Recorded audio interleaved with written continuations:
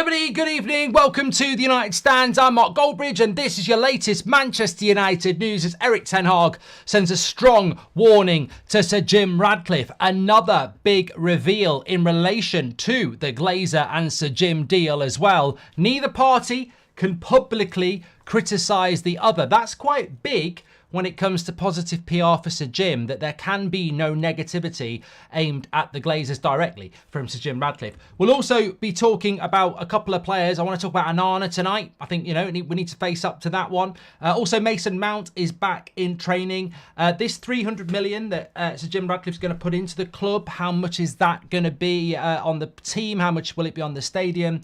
Also, a very interesting article I read. I think it was from Dean Saunders on TalkSport, which I wouldn't normally shout out. But I think he raises an interesting point about players that he said need to leave Manchester United, including people like Marcus Rashford and Luke Shaw. If you're a member of the members section and you watch the second part of our Christmas show, this is very similar content to what me and Ben Foster spoke about on stage in Manchester a couple of weeks ago, where I went through the entire first team squad and said to Ben Foster, if you had to get rid of are these players part of a successful title winning side or do they go? And it was quite blunt. So we'll go through that as well. And also an admission I was wrong about something, which I don't normally do. Welcome to the Members Club, Bob. Thank you very much for joining. Make sure if you are a member, you do check out those Christmas shows, of course. So what are you talking about, Mark? What is this no way Ten Hag warns Sir Jim Ratcliffe? Well, what this is to do with the John Murtough alleged trip to Qatar, where he was basically scouting interest on a number of players as Manchester United look to make up the money they've lost from dropping out of Europe. And as we know, Rafael Varane's name just keeps getting mentioned, as has Casemiro's, Anthony Martial and Jadon Sancho. Now, Jadon Sancho, very big update on that this afternoon. You can check that out. It's only a short video. But what Erik ten Hag is basically saying here, and he's sending this message to Ineos, Sir Jim, Sir David Brailsford, is don't let Rafael Varane go to raise a bit of money in January. It would be a huge mistake that Ten Hag doesn't want to happen, that Rafael Varane doesn't even really want to happen, but Man United's current board of the Glazers and John Murtough have been exploring, because it's a viable way for them to raise 30 million quid very easily. And as we know with United, they like the easy option. We saw this 18 months ago with James Garner going to Everton.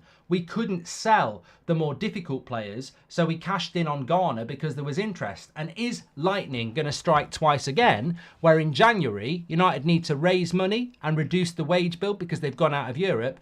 Will they take the easy option, or will they take the right option? And this is what Erik ten Hag's stance is.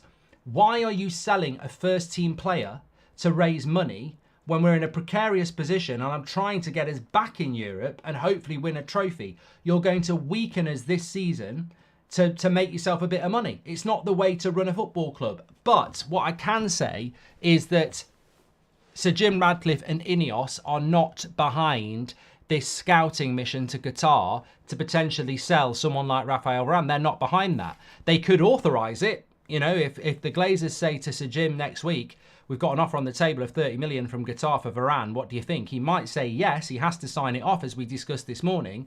But Ten Hag's stance is he doesn't want this to happen. He feels that in the second part of the season, they can start winning a lot more games and start climbing that league table. But he's going to struggle to do that if he has someone like Varane taken away. And let's not forget, with Rafael Varane in the team, we went to Anfield and got a point. With Rafael Varane in the team, we played against Bayern Munich and we played very, very well. With Rafael Varane in the team, we won yesterday. So you're removing your best centre-back to raise a little bit of money. And Ten Hag is dead against this. And it's not just Varane. It would be for Casemiro as well. It would be for any player that Ten Hag feels is part of his first team being cashed in on to raise a bit of money. And it will be interesting how Ineos and Sir Jim react to that, because I can't sit here and say that there's no chance that we'll let Varane go. Neither can you. I can't sit here and say there's no chance that we'll let Casemiro go. United have financial responsibilities.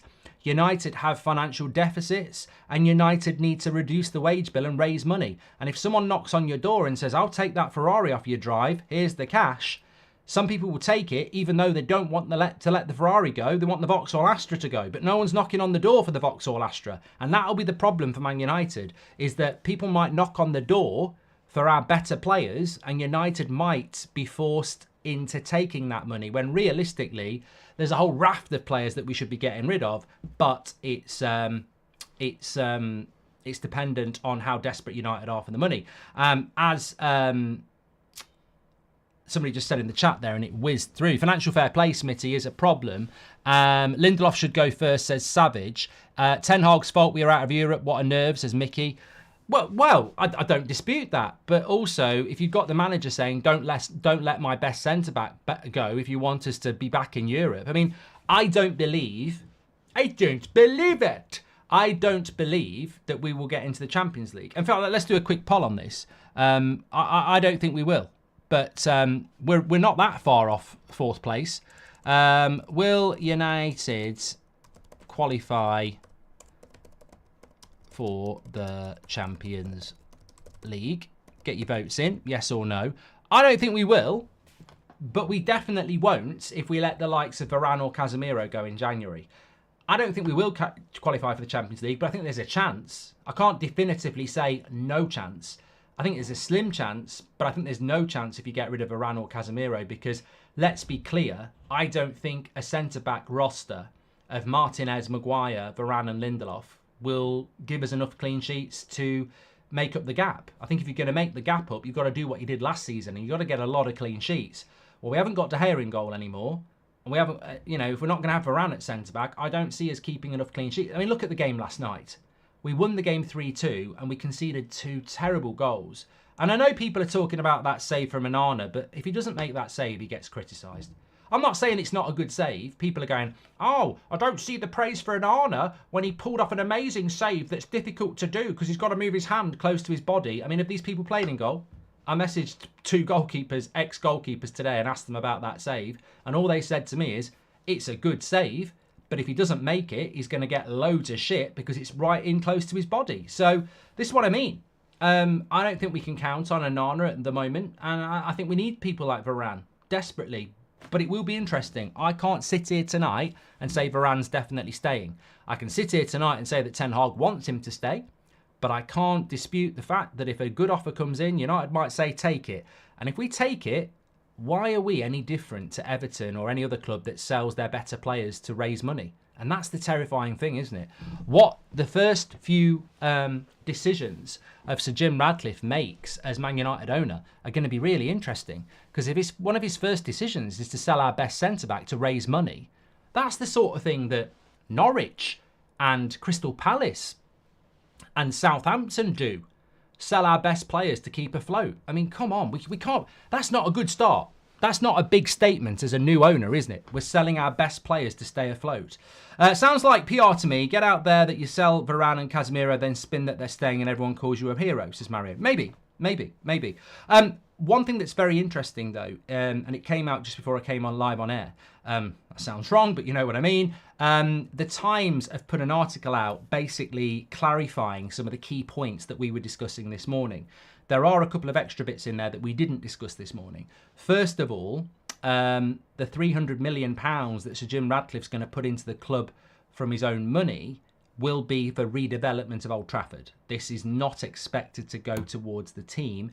This is redevelopment of Old Trafford. Now, what £300 million does to Old Trafford, I don't know. I was speaking to somebody in the industry today who's worked on stadiums all around the world, and they said on a stadium like Old Trafford, 300 million would be like a boob job. And what they meant by that is, it will look better, but it's still on the same body. And it depends what the body's like, and the face, and the arse, and everything else. To be blunt, you put a boob job on James Corden, it's still James Corden. You put a boob job on a very attractive item, and it can enhance it. And, that's why I use James Corden, because I'm not being sexist. Anyone can have a boob job. But the reality is, that's what I was told. It's like 300 million quid on Old Trafford will not rebuild Old Trafford. 300 million pounds on Old Trafford will not renovate it into the Bernabeu. And 300 million pounds is not going to build you a new stadium. What 300 million pounds will do is it will get sucked up very, very quickly, because 300 million pounds will be, roof repairs. It's a massive stadium. Roof repairs will cost you a lot of money. It's not like getting a couple of tiles fixed on your roof because it's been windy.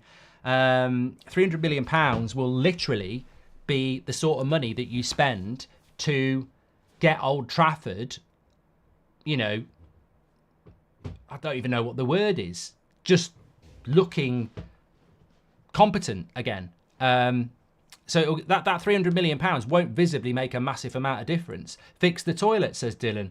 Yeah, I mean, look, you think about it. Man United's a 75,000 capacity stadium with many tiers in there. And that's just the fans when they watch us at the moment. But you know what I mean? The tiered stadiums.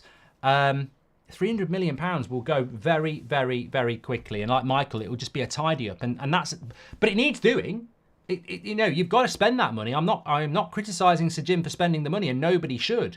This is cosmetic, exactly. Boob job, lip job, arse job, whatever you want to call it. You know, this is liposuction.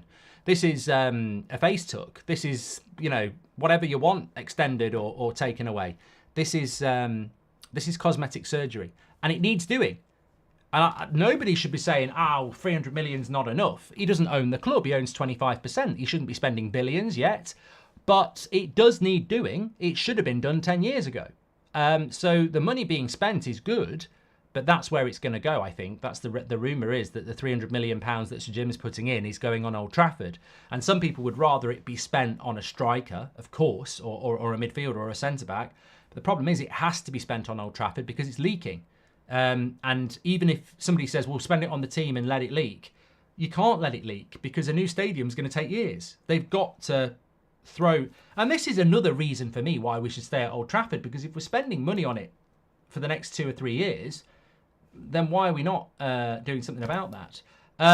Look, what I will say is that this sort of feeds in as well to what I was just sort of alluding to there, because the Times also said neither party can criticise each other publicly, and that is for the length of their time they work together. So the Glazers wouldn't do it anyway because they stay very quiet about everything.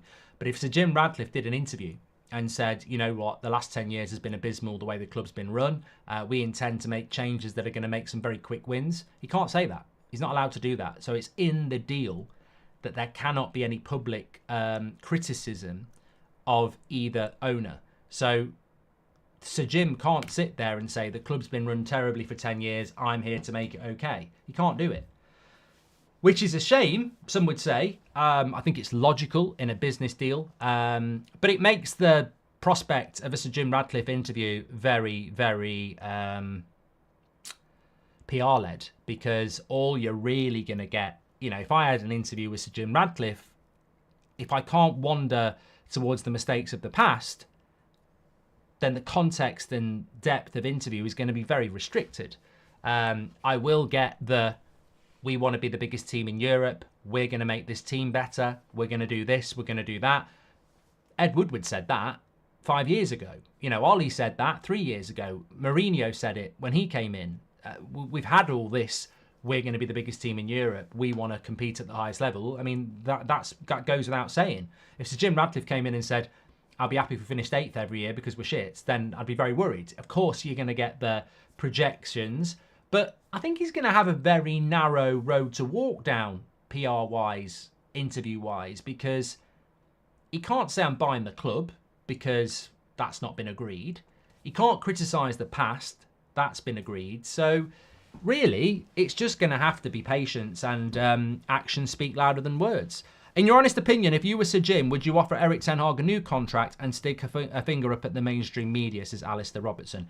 No, I wouldn't. I actually wouldn't, because I think that you're not doing your job properly if you don't do your job properly. And that's not a Michael Owen quote. But if you think back, when Mourinho was sacked, Ed Woodward came out publicly and said, we're not going to make a rush decision. We're going to give Ollie until the end of the season, and then we're going to assess the situation and appoint a manager. And we're looking at some of the top managers in Europe. And then in March, they gave Ollie the job. So they never did what they should have done. That season, they should have waited till the summer. And if they gave Ollie the job in the summer, fine. But they got it wrong. They went against what they should have done. They should have assessed the situation in May and made a decision then. But they didn't. So if Sir Jim Ratcliffe comes in now and gives Erik ten Hag a new contract, as much as I don't mind that happening because I back Ten Hag, I've got to be honest, I'd be disappointed, because if it goes wrong with Ten Hag, everyone will come back to here like they did with Ollie and Woodward, and they'll go, you were meant to be running a strategic review for 5 months. In that review, no one should be getting a new contract. No players, no managers, no signings. A proper review over 5 months should be a review. And at the end of that review, in your recommendations, you'd have sack Ten Hag, give Ten Hag a 5-year deal. That's what should happen. And we've never done this. We've never, actually had the patience to do a proper review. And I think basically, if I'm Sir David Brailsford, who's meant to be doing the review for Sir Jim Ratcliffe, I'm reviewing from the minute Sir Alex Ferguson walked out to today. I think there are so many lessons. I said this about 18 months ago.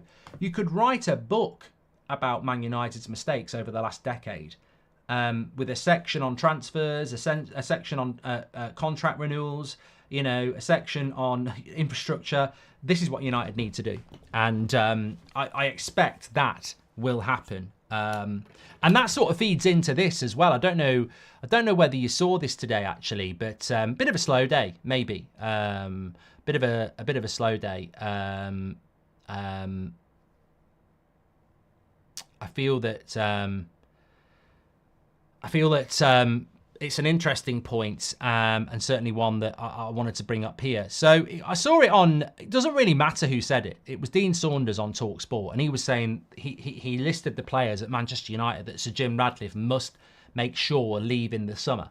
Now, it's an exhaustive list, but in a way he's right, and in a way he's wrong. He's right to have his opinion, and it's a very ruthless and aggressive list, and I think that's right. I just don't agree with that particular person's opinion.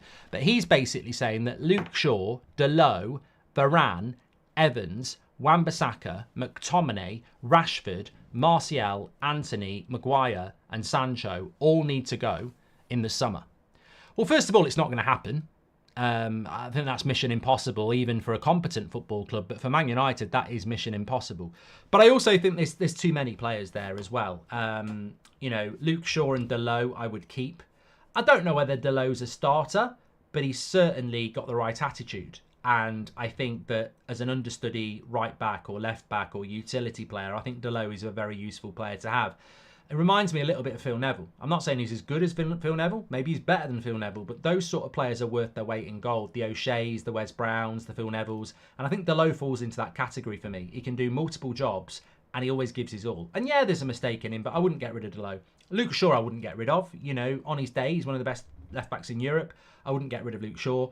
Varane, look, in the summer, maybe. Certainly not in January. And that would only be an age and injury reason to get rid of Varane. Johnny Evans, of course, has got to go. Played fantastic last night, but he's got to go. It's just ridiculous having a 36-year-old centre-back for another year. Wan-Bissaka, there is a decision to be made there. If you're going to keep Dalot, I don't think you can keep Wan-Bissaka because you want to bring a new right-back in. McTominay, of course, has to go. Unless he's happy to sit on the bench and do 20-minute cameos, he can't be starting games for United. So maybe you've got to offer McTominay an exit like we did in the summer. Marcus Rashford, look, it's a big one. It's a really big one. Would you let Marcus Rashford go in the summer? Well, you know what? I might be cynical, says Ray, but surely the stadium would be classed as sporting side. It's not really commercial. The name United is commercial, says Ray Cowley. Yeah, we'll have to wait and see what happens with that. Would you sell Marcus Rashford? Poll it.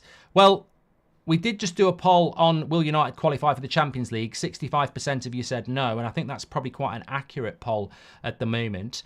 Would you sell Rashford in the summer? It's so difficult for me because I've said it before, and he then went and had an amazing season. I think I lean towards no with Rashford, but I think he's on his last chance. I think the way he played last night was less selfish and more focused. And if he can play like that consistently, he will get better and he will score more goals. But it's the assists for Rashford. I'm almost not bothered about the goals because I know he'll score goals. He'll go hot and cold, but he'll score goals. But I think with Rashford, we can't pay 350k for a winger who scores goals. Like, he's got to start doing what he did last night. I would give Rashford between now and May and see what happens. And if he gets his form back and he starts being more creative, then you keep him. But if he drops off a little bit again, then maybe there's a decision to be made. I don't think the club will get rid of him, though. I don't think there's any prospect of it, but it might be something to look at in the summer if we can't find his form. I'd be very surprised if they did anything. Anthony Martial, of course, has got to go. I like Martial, but it's the end of the road. Anthony, I think in the summer we'll know more about Anthony. I mean, I've got to say, I think Anthony was written off from day one. I think there's an agenda against Anthony that's very unfair. Even when he came on last night, did he not win the ball to win the corner that Højlund scored from? So I think Anthony in the last month has probably had his best month at United. I think his focus and concentration has been a lot better. Now, I'm not saying it's world class. I'm not even saying it's top class, but it's a lot better. So I would be looking to assess Anthony at the end of the season as well. Maguire, logically Maguire goes because he's into his 30s. I don't think he's going to get any better. He's a very reliable player this year, but I don't think you're going to build a team around Maguire for many reasons. Obviously, we want to play higher up the pitch as well. So I think Maguire leaving in the summer would make sense. And Jadon Sancho's got to go as well. So yeah, it's interesting. It's interesting, and it's certainly a worthwhile exercise to have with yourself and discuss it with yourself. But it, you know, whether it's Dean Saunders or Dean Smith, it doesn't matter. It can be Linda Searles in the chat. It doesn't matter. It's a very useful exercise to sit there and go through as a United fan, because I think that ruthless aggression is essential, and we've never had it, and we've spoken about it on this channel for years. If you want to be successful, you've got to be ruthless and aggressive. Look at Pep Guardiola. How ruthless is he? Off you go Aguero, off you go Vincent Kompany, off you go Zinchenko, off you go Jesus, off you go Sterling. Replace them aggressively. I want Erling Haaland. And that is how you be successful. Man United, we are neither ruthless or aggressive. We are incompetent and stupid. So this ruthless aggression can... And the thing is, I think some people say, we've got to be ruthless. We've got to be aggressive. But then I don't think they like what ruthless aggression is. Ruthless aggression is not removing Anthony Martial or Jadon Sancho or Scott McTominay. Ruthless would be selling Wan-Bissaka or selling Varane or selling Rashford. Something like that would be ruthless. Aggressive is not spending 85 million euros on Anthony.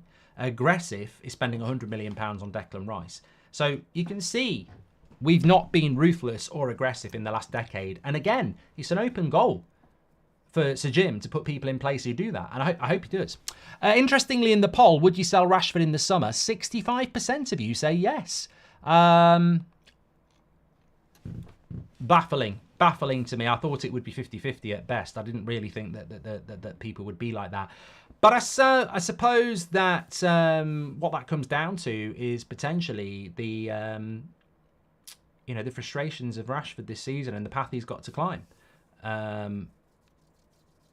But it's a warning, isn't it? I think every United player is on trial. The season's not been good enough, and every United player is on trial. And what I mean by that is that nobody's safe. If Erik ten Hag loses his job, Rasmus, Martinez, Casemiro, Anthony, Eriksen, any signing is in trouble. And Arna as well. And then you've got the players like Bruno, Rashford and Shaw that have been here for years. So nobody's actually safe at that football club, apart from probably someone like Garnacho and Mainu. Amadou, Anana, Todibo, Inacio, says Desiree. Thank you very much. And look at the league table there. We've lost 8 games this season. It's crazy. And if we hadn't won 10, we wouldn't be in the situation we're in. 8 losses this season. That's more than anybody else in the top half apart from Newcastle. This season has convinced me you can't build a team around Rashford. Could be a bench player in the future, but not a cornerstone of the team, says Alex. But I think that, you know what, with Rashford, I think it's a confidence thing. I think, I do read the comments, Brendan, yes. I think when you're looking at Rashford at the moment, and I don't know how many of you agree with me, but when you look at Rashford at the moment, he doesn't look like a star player of Man United. He looks in the shadow of Garnacho, Bruno. He doesn't look like the star player. But that's because I think he's broken himself down. It's been 4 months of horrific football. And I don't think he can switch that on. And maybe that was the mistake. I think people were expecting Rashford to just switch it back on. And the encouraging thing for me last night about Rashford was that could be the road back. I think it will take a few games. Because he doesn't look like a star player at the moment. He doesn't look like the focal point. And the team has sort of moved on without him. So that's what he needs to build back to. It's a very similar situation to... Well, look, Mason Mount was back in training today. It's not a similar situation to Mason Mount because Mason Mount is starting from ground zero.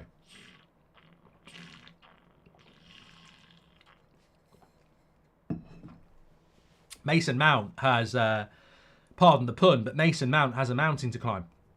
He is 6 months into his career and it's been a complete and utter waste of time. And he costs too much money. We never should have paid £55 million for a player with 1 year left on his contract. And I don't really see where he's going to fit into the team. So Mason Mount's, under a lot of scrutiny, and I'm glad he's back fit. But I mean, where he fits in, I've got to be honest, I'm a little bit like Neil Harrison. Mason Mount is a bit boring. I'm not excited about him coming back. I'm glad he's coming back, but I don't really go, oh, Mason Mount's back. That's going to make a big difference because we know nothing about him. Casemiro and Martinez coming back. They've done something in a United shirt. It's interesting. Mason Mount, I'm sort of like, might get injured again. Don't know where he's going to fit in anyway. Could break up the flow of the team. So, look, but I think Onana's more interesting. I think Onana, well, he can play against Forest, and then we play Wigan on the 8th. And I think the AFCON starts on the 14th for Ghana. So I don't think he can play against Wigan. So I think the Wigan game is when Bayinda will make his debut in the FA Cup. Now, I think it's going to be a case of it doesn't matter how well Bayinda does against Wigan, Spurs, and whoever we play next after that. I've got a feeling it might be Bournemouth. It might not be Bournemouth. I don't think it will make any difference because I think Ten Hag is going to stick with Onana. But look, I don't like talking about it because you get accused of having an agenda. And the bottom line is, as I said last night, Stuart Lawton says Mount is a square peg in a round hole. Let me just end this poll because I want to do another one. End poll. Would you sell Rashford in the summer? 64% yes and 36% say no. This is quite a big poll. And think more long term. Don't think he made a mistake last night. Will Onana be a success at Manchester United? And what you need to bear in mind is David De Gea didn't start off that well. He didn't start off this bad, but he didn't start off that well. It was interesting because I saw Onana when Højlund scored. He ran the length of the pitch to give Onana a hug. There's no doubt about the passion, the camaraderie, and his popularity in the dressing room. There is no doubt about that. And there is no doubt that when we bought him, I didn't want it to happen, but when we bought Onana, the videos are there. He's a very good goalkeeper and it could be massively transformative. I think the problem with Onana is that the transformation was meant to be the ball playing ability from the back, which we haven't done. So I actually think taking emotion, mistakes out of the Onana situation, the only way he's going to be a success at Manchester United is if we start being a ball playing team from the back, which we absolutely categorically are not. And if we don't become a ball-playing team quick, he will fail because he cannot survive on his goalkeeping ability alone. Onana is probably 60% about playing out from the back and 40% shot stopping and, general goalkeeping ability and attributes. So if we don't start playing out from the back soon, I don't think Onana will be a success because ultimately that's what we bought him to do. So I think Onana's success really rests on the fact that we need to start playing out from the back better. And if we do that, then Onana could be a real success because that's what we bought him for. But I don't think Onana is going to suddenly turn it around in relation to his goalkeeping abilities. I don't think he's suddenly going to start catching every cross or, focusing on the ball on a cross and getting behind it instead of letting it in without any deflections. I saw somebody say last night, you can't blame the goalkeeper because he thinks there's going to be a deflection right before it goes in. You can. It's the basics of goalkeeping. If a cross comes in like that, curled towards the goal, you really do want your defender to go and win it, if I'm being honest, because it's a bloody nightmare to deal with. But what you're taught as a goalkeeper is, as that cross comes curled in by John McGinn, You focus on the ball not getting a deflection. Because if it doesn't get a deflection and it goes in, you're at fault. If it gets a deflection and goes in and you make a save, it's world class. But if it gets a deflection and goes in, you're not going to get the blame because it's virtually impossible to react a metre out if Watkins gets his foot on it. I don't think Onana's going to stop making those sorts of mistakes. I don't think Onana is going to stop sellotaping himself to the goal line. So many goals this year when you think back to Forest one-on-one, the Bayern Munich one-on-one, the Jared Bowen one-on-one. He doesn't rush out like Martinez or Alisson and close the gap. He just doesn't do it. And I don't think that's going to save him. If Onana is going to be a success at Manchester United, we've got to become a ball-playing team because that's where he will excel. In the Champions League final, he made some good saves, but it wasn't really the saves that got clipped up. It was the passing out from the back that made everybody go, wow. That's what we bought. People think I don't like Onana. I do. I really do. I think he's got a really interesting personality. And I think that the player that we bought, I said, was transformative. I said he comes into this league as the second best goalkeeper in the league behind Alisson. That's how high I held him as a goalkeeper. I just didn't agree with replacing De Gea because it's gone exactly the way I thought it would be. Too much pressure. He can't deal with it. But if he's going to be a success, we've got to transform into a ball-playing team because I don't think he's got the goalkeeping attributes to just be a De Gea last season where you rely on clean sheets. Is it possible Mount was bought to rotate with Bruno? Says Ryan. It hasn't happened yet, but long term. Ryan, it's a good point, but I don't think you spend £55 million on a player who's going to rotate with Bruno who never misses a game. Alex says, this season has convinced me you can't build a team around Rashford. Could be a bench player in the future, but not a cornerstone, says Alex. And now I can see Garnacho being a force on the right. I want to see Anthony on the left getting assists to Højlund, says Tomo. Well, that's the sort of Ricky route, isn't it, where the natural-sided player plays there. It's interesting, actually. I saw in the Manchester Evening News today, I think it was Samuel Luckhurst said that Garnacho at this age is doing better than Ronaldo. He got a bit of criticism for it, overhyping Garnacho. I can categorically tell you, having been old enough to see Ronaldo, I mean, I wasn't 9. I was old enough. I'd watched enough football. I'd played football. I played the game. I was old enough when Ronaldo was like 18, 19. And to compare him to Garnacho is ridiculous because they're completely different players.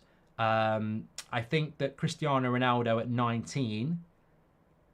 probably wasn't scoring as many goals as Garnacho. I don't know the exact stats, but I remember Cristiano Ronaldo's debut against Bolton, and I was like, bloody hell, this is scary what he could do. I don't think anyone expected him to do what he was going to do, but it was a bit like Ryan Giggs' debut. It was just sort of like, well, not necessarily Ryan Giggs' debut, but those first few weeks of Giggs. With Ronaldo, you could see there was something spectacularly special about him. Very different player to Garnacho. And I think Garnacho's got a very high ceiling, but I don't think we need to label it. I think you know, my assessment would be, why do we need to compare it? Why do we need to label it? Why are we always obsessed with, oh, it's the, you know, he's better than Ronaldo or this, that, and the other, better than Messi? It's unnecessary shit that we did this with Rashford. I remember probably, I think Rashford was about 21, and somebody on Twitter put out a tweet saying that at this age, Rashford scored more goals than Ronaldo. And I tweeted and said, he isn't fit to lace Ronaldo's boots at 21, whether he's got more goals or not. And there was a bit of a pile-on about it. And I said, no, hold on a minute. I'm a big fan of Rashford, but this is bullshit. Just because he's scored more goals than Ronaldo did at 21 doesn't mean he's better than Ronaldo, and doesn't mean he's going to be better than Ronaldo, whose trajectory from 21 to 30 was amazing. And look at where Rashford is now. He's no, you know, some would say he's not as good as Marcus Albrighton. So this is what I mean. I don't really pay attention to people saying at 19 Garnacho's better than Ronaldo, because Ronaldo won multiple Ballon d'Ors and is one of the greatest players that's ever played the game. So what does it matter whether he was better than him at 19? It doesn't mean he's going to replicate him. And how many times has that actually happened? Garnacho is an amazing talent with a very high ceiling. I'm just here to watch that. I don't think there's any reason to be comparing him. Tun says, a bit off topic, but yesterday I said to a lot of co-workers who are Arsenal fans that if Erik ten Hag would start McTominay, I'm getting done with Erik ten Hag. He proved me wrong and gave me hope, and he is the right man, says Tun. Thank you very much. I think I am watching the City-Everton game. It kicks off at 8:15, so I'll be going in a minute, Cal. But I think just quickly on the Erik ten Hag situation, I tweeted it this morning, and, you know, take it or leave it, but I think that it's a bit embarrassing. Embarrassing is too derogatory.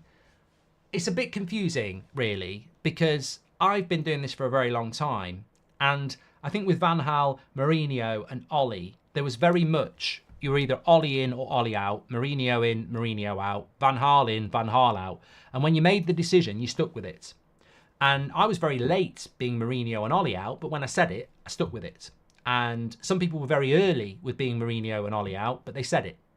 And they stuck with it. What I find really embarrassing, I said embarrassing again, so I may as well stick with it. It's going to upset people, but I may as well stick with it. What I find embarrassing, confusing, is that there are so many people at the moment who are very vocal on social media. And a lot of United fans are on social media. So look, it's not individuals. There's a lot of people. You go on social media after a game and it's get this idiot out of our club. That's it. I've had enough of Ten Hag. He's got to go. You beat Villa and they're like, you know what? Maybe he's the right guy. And I just think, what? Is this the new thing? Is it the new thing? Because I don't like it. I mean, why can't we just go back to the days of, yeah, the results are shit, but I'm not Ten Hag out yet, which is what I've been for the last few weeks. I don't believe it's the right thing to do. I bloody hate some of his team selections and I really hate some of the results, but I don't have to be Ten Hag out because of it. Because being Ten Hag out means you want the manager to be sacked. There's no coming back from that. But apparently there is. Because there's people who are like, oh, get this fraud out of my fucking football club. He's a joke. He's rubbish. We beat Aston Villa. Oh, he's all right. He's all right. You lose to Bournemouth. Get him out. He's useless. I've told you he's rubbish. You draw at Anfield. You know what? I might give him another chance. And I'm like, I'm confused. And maybe it's the changing face of football. But I don't think it does anybody's credibility any good when you're flip-flopping all the bloody time. Make a bloody decision and stick with it. And my advice would be, stick with Ten Hag till the end of the season because that's going to happen anyway, and assess it in the summer. Get behind the team, get behind the manager, and see where we are in the summer because this constant up and down. I mean, it's, I do a show for Talk Sport and it's, it's like their birthday with all this flip-flopping. But really, I don't think we're doing anybody any favours constantly going up and down. Consistency is what we crave from the team. So let's be consistent in the fan base. Let's give it till the end of the season and see where we're at. Because this up and down stuff doesn't really help. It really doesn't. I'm all in on counter-press football, says Keel Robinson. Thank you very much.